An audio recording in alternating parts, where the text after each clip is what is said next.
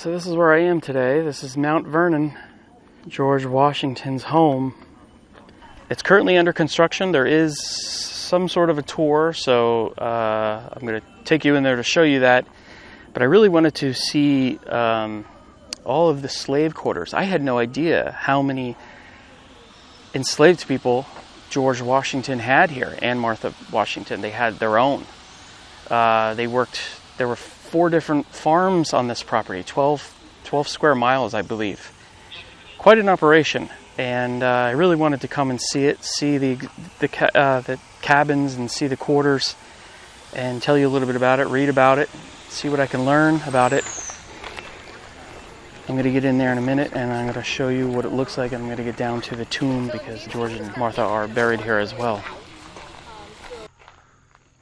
At least 577 enslaved people lived and worked at Mount Vernon during Washington's residence from 1754 to 1799. At that time, individuals were purchased and sold, children were born, and of course, people died. So while there were hundreds of enslaved people on Washington's farms, this is probably just one area where they know some of those people were buried. And if you look in the woods, at first when I was walking up, I saw these painted stones, and I said, what the heck is that, you know? But now I know that it's actually the outlines of the string.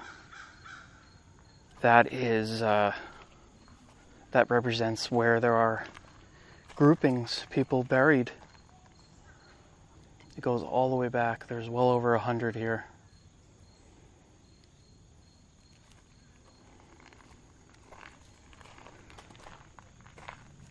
Letters from visitors to Mount Vernon from the 1830s and oral traditions of descendants' families mark this ridge as the final resting place for between 100 and 150 of those slaved individuals.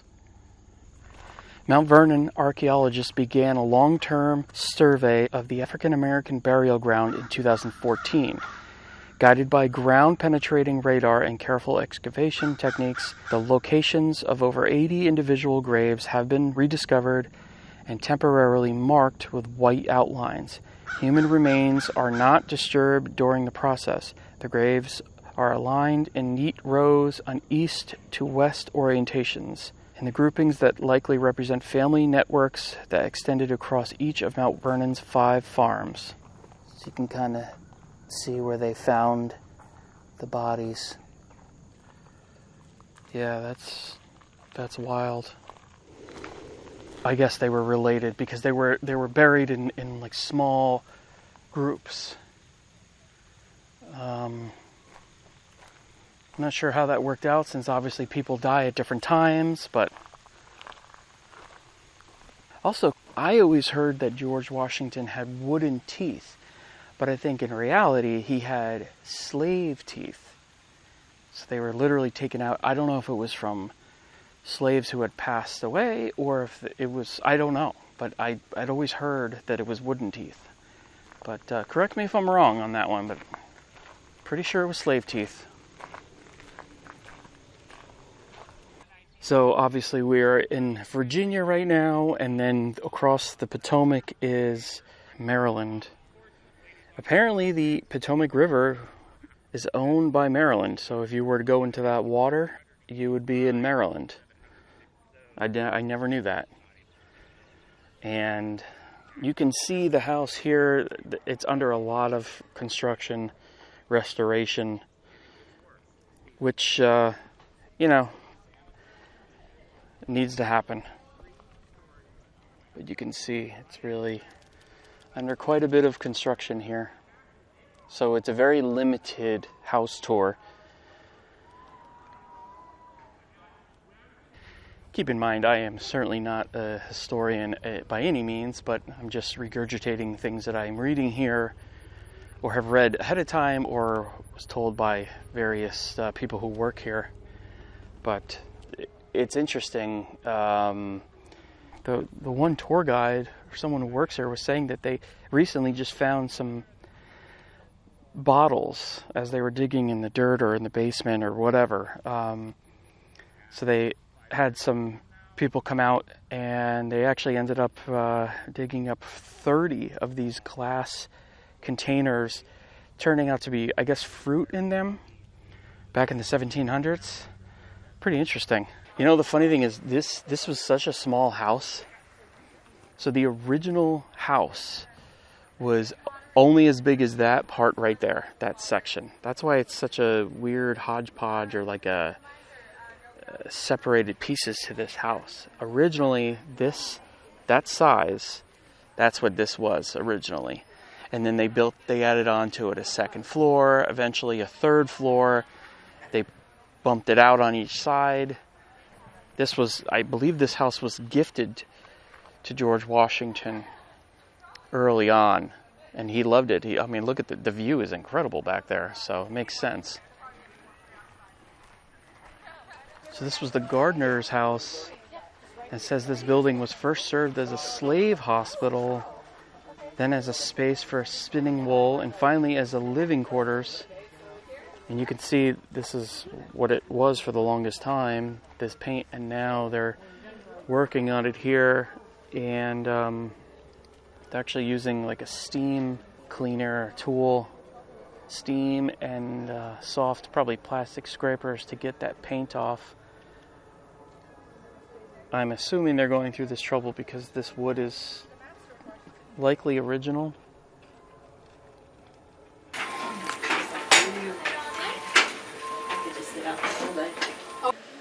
So welcome into the new room.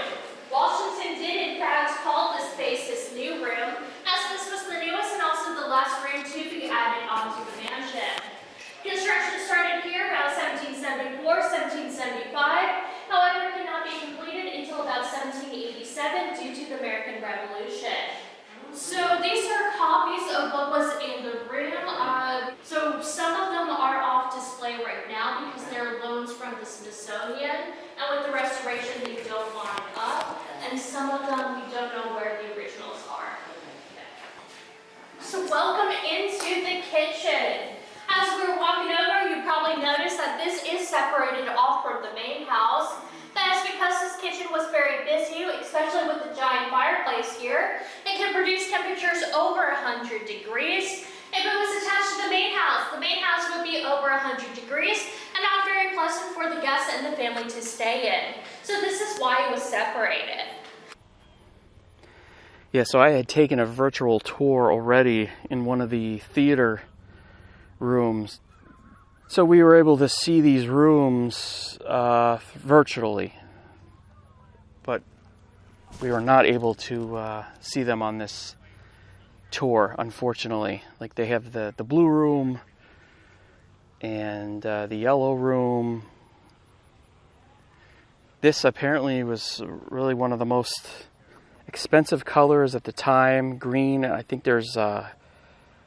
it's copper that's infused into this paint, brass or copper. Correct me in the comments, but they would actually have to polish this paint to keep it from tarnishing. Pretty interesting. And this bed right here, Martha had this built specifically for George, who was much taller than the average person. So I believe this length of this bed was 6 foot 6 inches. And a lot of the furniture is original normally in the house, but because of the construction going on, they switched it out to protect it. So this was the greenhouse, and then the slave quarters. They're right through here.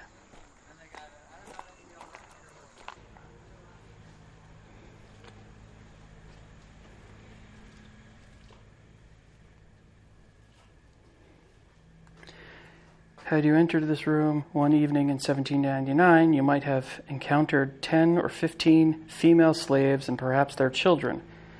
The women's lives were defined by work. They lived close to the mansion, where a few were house slaves, and to the outbuildings, where others sewed clothing, cooked, or did laundry for the Washingtons. Some of these women were single, while others had husbands living elsewhere. Mount Vernon's shoemakers were kept busy making and repairing shoes for the nearly 100 adult slaves who labored on George Washington's farms. Every field hand received one pair of shoes each fall. For instance, this was the men's slave bunks.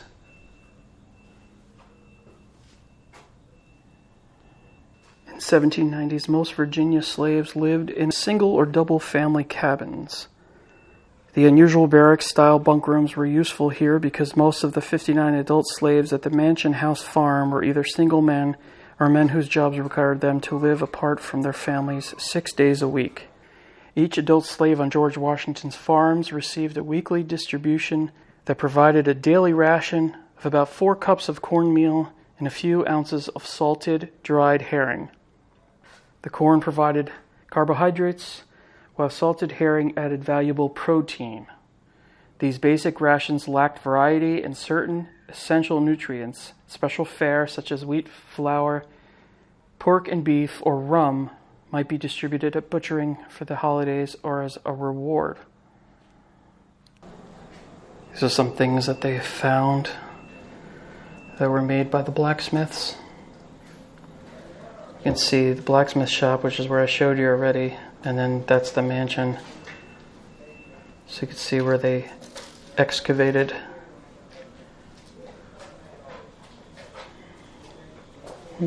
Wow, look at this photo here. Abandoned log building at Mount Vernon, purported to have been a former slave cabin circa 1908. So it's that kind of information, limited, but that's how they were able to build something like that, a reconstruction based on some knowledge that they had. And here's a map of the different amounts of slaves. See, they own different amounts. They had 2 different estates, basically, Martha and George.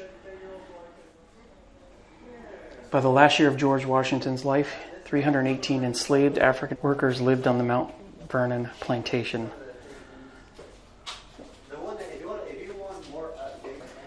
Look at this. So all the different things when they excavated the buildings.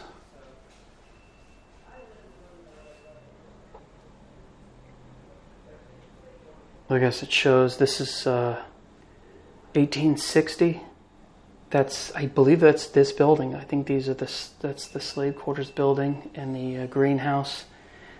A second fire in 1863 destroyed the west quarters along with the greenhouse built by Bushrod Washington. In 1869, the ruins of the 18th century greenhouse and the east quarters were torn down and new glass enclosed portion greenhouses were erected in their stead. And then by 1849, the production greenhouse and the wings were demolished to make way for an authentic reconstruction of Washington's greenhouse and slave quarters. This shows the fire, 1881. So this is down by the water. None of this that I'm standing on is original. I'm sure something was here. But they have all these plaques that talk about the different fish and how they would get the supplies across the Potomac. But there's a really interesting plaque here that talks about Mount Vernon during the different wars. The American Revolution, the captain of the British warship HMS Savage threatened to burn Mount Vernon unless supplied with adequate provisions. Lund Washington, George Washington's cousin and farm manager, at first refused, but then agreed to the demands in order to safeguard the mansion. The general was upset at Lund's concession, writing to him in April of 1781 that it would have been a less painful circumstance to have heard that in consequence of your non-compliance with their request, they had burnt my house and laid the plantation in ruins. During the Civil War, this was right when the Ladies Association started the restoration project for Mount Vernon. April 1861, the federal government seized the riverboat Thomas Collier for use as troop transport. So that made it more difficult for the Mount Vernon Ladies Association to begin its restoration because they were using that to cross the Potomac. And because this was seen as a neutral ground here, there was no danger. I mean, looking back, there was no danger of anything happening to Mount Vernon. But I wonder if different sides during the Civil War, if they visited the house as they were allowed to, just they had to cover up or take off their uniform and lay down their guns.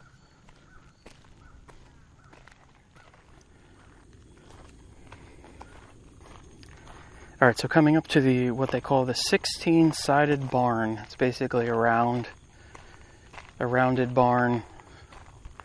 And then there's also slave quarters, a slave cabin back here.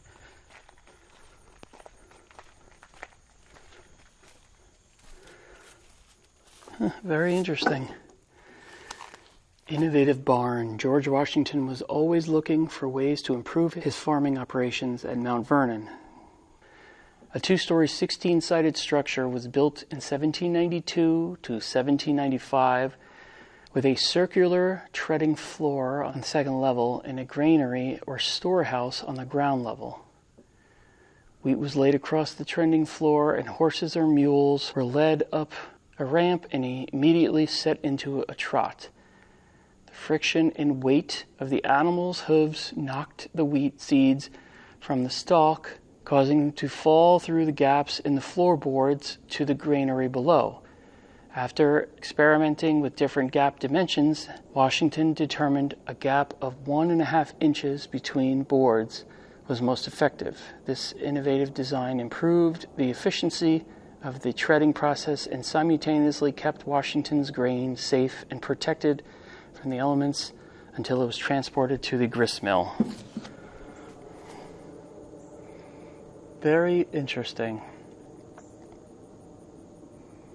So this is that slave cabin, and I actually just had a long conversation with someone who works here about this situation, and she said that this is really just a representation of it. They don't know what they would have really looked like because none of them exist anymore, and it probably also wouldn't have been here. She said Washington's property, his farm, was something like 12 square miles. So these type of cabins, I guess, if they weren't up by the house, they would have been way out, miles away, 3 miles away or something, at one of the 4 different farms that were on his property, the commercial farms. So this probably wouldn't have been here. She did say what was really interesting was that when people were being brought over from Africa, there's some information as far as songs that have existed for all this time that speak roughly of hiding seeds in their hair, the women, and they would bring over seeds for food. And she said that things like pointy cucumbers came from Africa. Black-eyed peas, they came from Africa. It's crazy to think that that's how that stuff got here. And then they would have grown it in their own gardens. So they would have had their own gardens as well, because the portions that George Washington gave them were basically the bare minimum that he was allowed to. And they were encouraged to grow their own food and have their own garden. However, they worked sun up to sundown, so it would have been the elderly or the children, 11 years old or younger, that would have tended to their gardens. And those people who weren't currently working on the farms or working at the house, they only received like half of that portion. So, very interesting information from her. But this was the cabin. Yeah, it says it represents dwellings inhabited by enslaved people who worked on George Washington's outlying farms. Oh yeah, it says where the 16-sided barn was originally located, the enslaved family, Scylla, and her husband, Slammin Joe, lived in a cabin much like this one. And they had 6 children. So they would have all lived in this type of situation. dirt floor. So it would have had an upstairs, but that probably would have been a half floor, and it would have been for storage, not for... So all those people would have lived on this floor. A fireplace as well. And that's what it looks like. Or that's what they think it looked like, at least.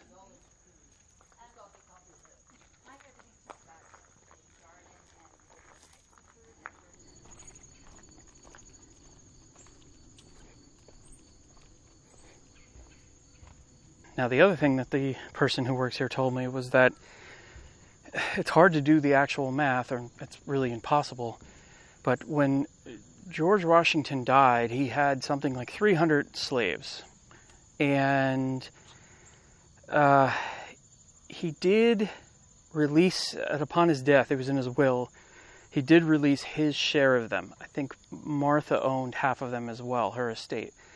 So half of the slaves were freed, but it's hard to follow where they were, where they went. And then I believe Martha, who died just shortly after, a couple years later, she freed the slaves that she had. She freed a bunch of them early on, too, earlier than when she died. Now, as far as how many are buried on this property, I remember it's 12 square miles. There were 4 commercial farms. If you think about it, at the time, like I said, at the time of his death, he had 300 some odd slaves. And he had basically slaves his whole life.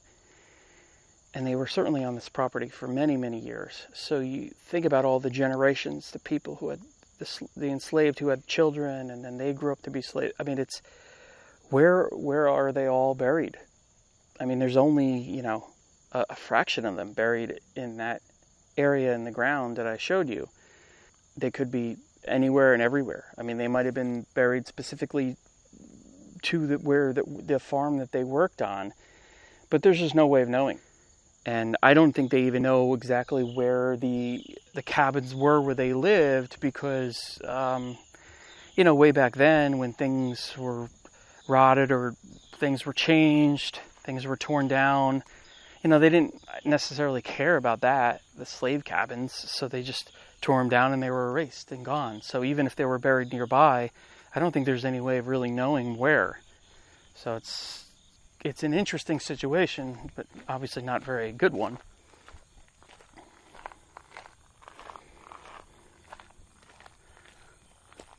Oh, and by the way, she did confirm with me that George Washington did not have wooden teeth. He did have teeth from enslaved people, and there's no information, there's no record of how that transaction happened.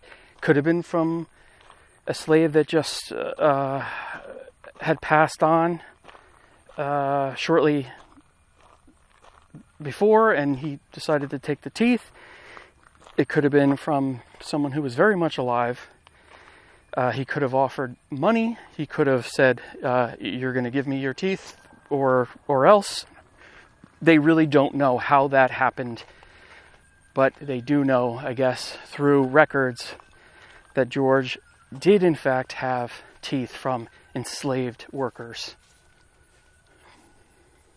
Look at these big boys.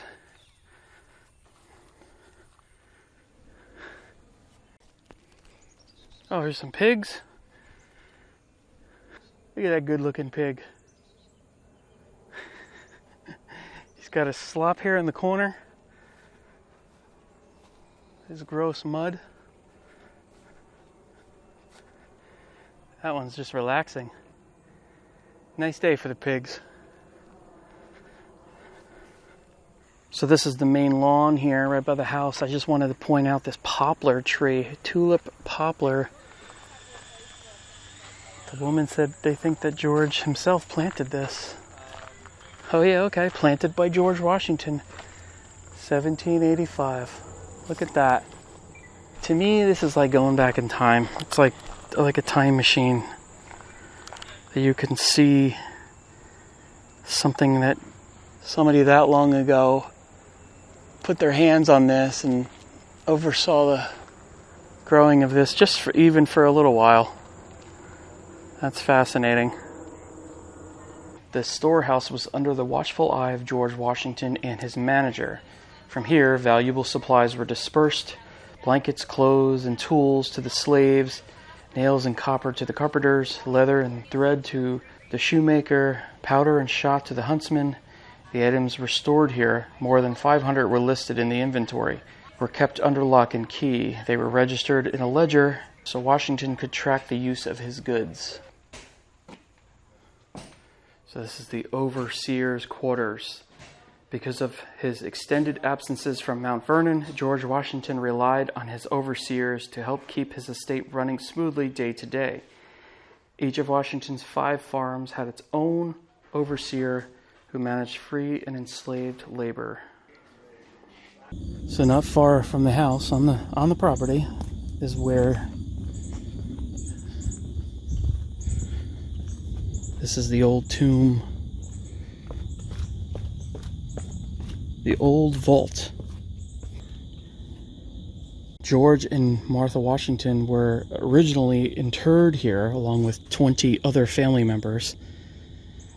In his will, he stated he wanted to have a new tomb constructed after he died, and that's what happened, and they were moved from this vault into the tomb in 1831. Now the plaque does say that 20 other family members were originally interred in the vault. It doesn't say if nobody is in here anymore. I don't know. They very well could be. Hard to say, because it is absolutely locked up. Really not sure. So this was the tomb that was constructed, and then he was moved into. Took all the caskets from in there, brought them in here. So it's like in the marble, in the wood. Yeah.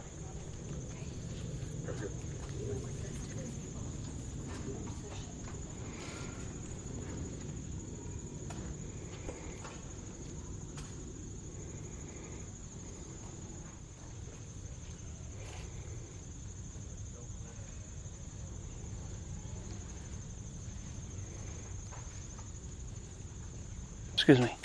Are there any more people interred in that old tomb? No, they moved everyone from up there down. Oh, so there's 22 people in this then? 27 total. 27? Oh, okay. Interesting, thank you. So anyway, that's a tour of Mount Vernon. Sorry about the construction. It happens fairly often to me, unfortunately, or things are under construction, but I always wanted to come here. I finally got here and was able to learn some new things that I never knew about the people who were enslaved here and the amount of slaves that George Washington had here. Hope you found it fascinating. See you in the next video.